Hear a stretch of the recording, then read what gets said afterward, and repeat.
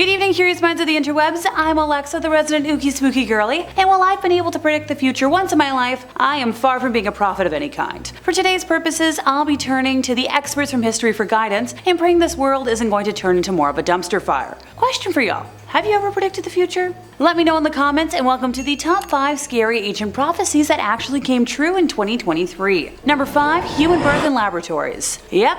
Somebody out there predicted that human spawn would be born in labs where their physical appearance and character could be controlled, completely altering the process of birth. Who predicted this, you might ask? This wild prediction comes to us courtesy of famed mystic Baba Vanga. For those who might be unaware, she was a Bulgarian mystic and herbalist who passed away in 1996, and she predicted her own death, the death of Princess Diana, and more. She became blind in early childhood and spent most of her life in the Rupite area of the Kozum Mountains in Bulgaria. In the late 1970s and 1980s, she was widely known in Eastern Europe for her abilities of clairvoyance. Before she passed, she left a list of predictions until the year 5079. I can hear the doubters trying to laugh me off the internet right now, but just pause before you jump into the comment section, okay? Work with me here. In December of last year, a new conceptual facility named Ectolife made some major waves in the news. Oh, why do you ask? They're advertising themselves as the world's first artificial womb facility, offering a way for parents to produce customized offspring. Nope, this isn't The Sims. This is reality. The concept is thanks to Hashem Al-Ghaili, who is a science communicator and molecular biologist by trade. The concept of Ectolife, or Ectolife, is allegedly based on over 50 years of groundbreaking scientific research. The facility would run on renewable energy and plans to house 75 labs, each equipped with up to 400 growth pods or artificial wombs, which are designed to provide the same environment that is present inside, well, a mother's womb. Parents will be able to keep track of their spawn's growth and development through a screen on the pods that showcase real-time data, and that data will also be available to monitor through an app. The artificial intelligence-based system can be used to monitor the physical features of the fetus and will report any potential genetic abnormalities. During the time of delivery, the little one can be removed from the pod with the push of a button. Hashem believes that artificial womb facilities could become a reality in about, 2 years or so, if the ethical restrictions are removed, claiming that every feature mentioned in the concept is 100% science-based and has already been achieved by scientists and engineers. And if that isn't good enough, he's also promising an elite package that will allow people to genetically engineer the embryo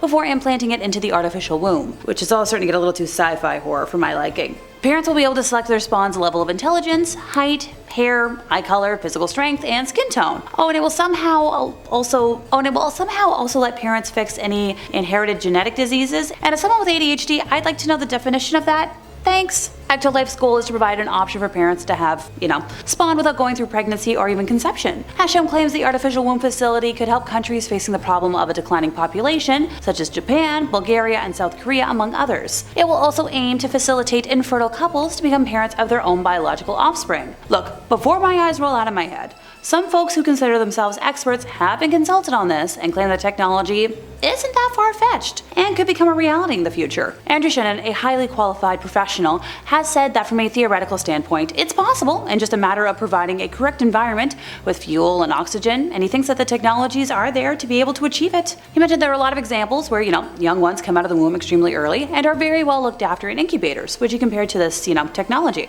I'm not gonna lie, I'm a little skeptical about this and just how ableist it sounds, but, let me know in the comments what you think of this possibility. Number 4, the world going to hell. Time to consult Nostradamus, the famous French soothsayer that predicted the Queen's death and 9/11. Nostradamus wrote in his prediction that sooner or later you will see great changes made, dreadful horrors and vengeance. He also wrote, "The trumpet shakes with great discord, an agreement broken, lifting the face to heaven, the bloody mouth will swim with red fluids, the face anointed with milk and honey lies on the ground." In addition, the French seer predicted that so high will the bushel of wheat rise that man will be eating his fellow man. This prediction implies that an economic downturn could lead to desperation and disharmony due to rising living costs. And hey, following the global panini and the current crises in Ukraine, the world is definitely experiencing an economic crisis, with many countries currently in choppy waters to say the least. With the current cost of living crises and global warming on the rise, civil unrest has been reaching new heights in 2023.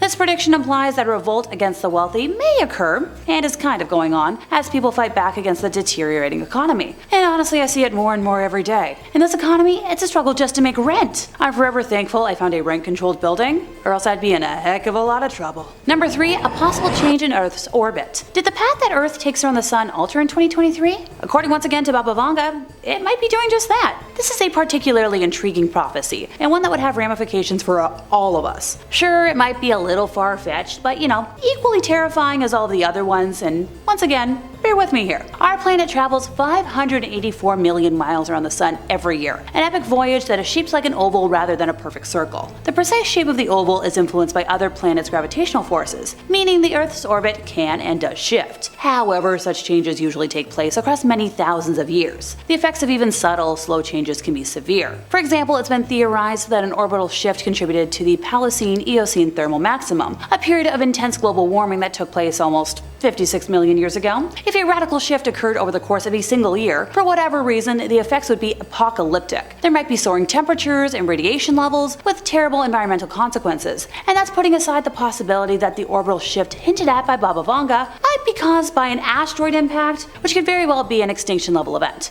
Look, I love dinosaurs as much as the next person, but I really don't want to repeat their history, and I don't do well in extreme heat at all. So the reason this prophecy made today's list, even though it technically hasn't been proven by science yet, is because of just how warm the world has been this year compared to years past. Like, I was using my AC unit back in March, and now that it's the end of September, it's October, I'm still using the darn thing and sweating on a regular basis. It's fall season for crying out loud. I want to be rocking my cute sweater collection and curling up with vanilla lattes, not sweating. Number 2, aliens, aliens, and more aliens. Yep, another fun prediction from Baba Vanga that almost sounds too good to be true, but once again, trust me, please. She tended to make a lot of them for each year, and thank goodness for that. One of her fateful predictions for this year was that alien communication would become more of a well-known situation. And while most folks interpreted that as more from the alien side, with all the government alien truths coming to the surface this year, I think that might have been more the intent. For example, take famed whistleblower David Charles Grush, a veteran of the National Geospatial Intelligence Agency and the National Reconnaissance Office, where he served as a representative to the Unidentified Aerial Phenomena Task Force from 2019 to 2021. He made public news earlier this year that the recoveries of partial fragments through and up to intact vehicles have been made for decades, through to the present day, by the government, its allies, and defense contractors. He said that the craft recovery operations are ongoing at various levels of activity, and that individuals on these UAP programs have approached him in his official capacity and disclosed their concerns regarding a multitude of wrongdoings, such as illegal contracting against the federal acquisition regulations and other criminality and the suppression of information across a qualified industrial base in academia. Associates who vouched for David said his information was highly sensitive, providing evidence that materials from objects of non-human origin are in the possession of highly secret black programs. Even though locations, program names, and other specifics remain classified, the Inspector General and Intelligence Committee staff were provided with the details that we don't know. Analysis has determined that objects retrieved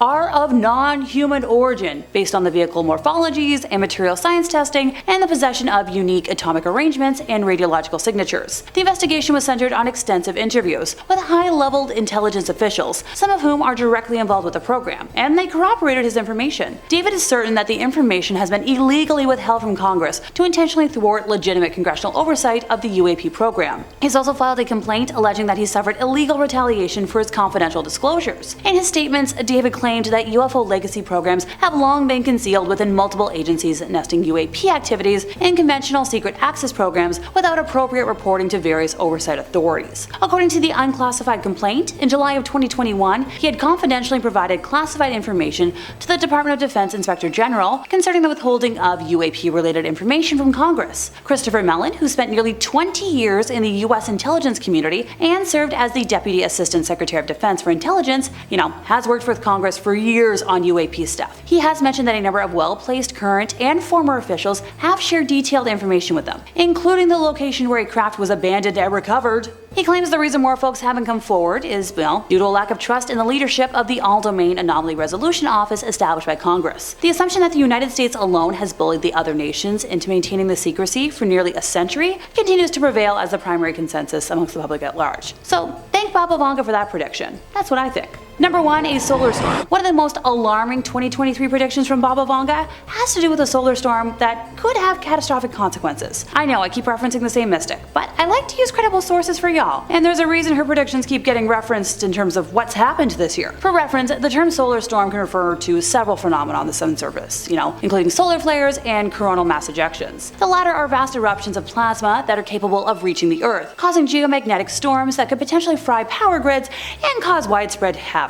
No biggie. The most dramatic example in recorded history was the Carrington event of 1859. Named after British astronomer Richard Carrington, it knocked out telegraph networks and even caused fires and electric shocks. If such an event was to happen today, in our electrified world, the effects on communications, services, and everyday lives would be almost unfathomable. Experts believe the damage to worldwide infrastructures could lead to blackouts that last for years, triggering societal chaos and causing financial markets to go into a tailspin that would dwarf anything seen before. So I hate to say it, but you know the title of this video. This prediction is already sorta, coming true. Based on observations made by Dr. Erica Palmerio, a research specialist who specializes in this sort of thing, there is a magnetic filament near the equator of the sun that's currently bustling with a huge amount of magnetic field lines. This means that it can soon erupt and send another wave of solar storms towards our planet. The presence of such powerful streamers is an indication of the increased solar activity, which was not predicted by many forecasters for solar cycle 25. If this streamer goes out, it will release a huge amount of radiation and magnetic energy that can disrupt shortwave radio communication on Earth and cause a dangerous solar storm. We've already had 2 severe geomagnetic storms this year, the most recent being on April 21st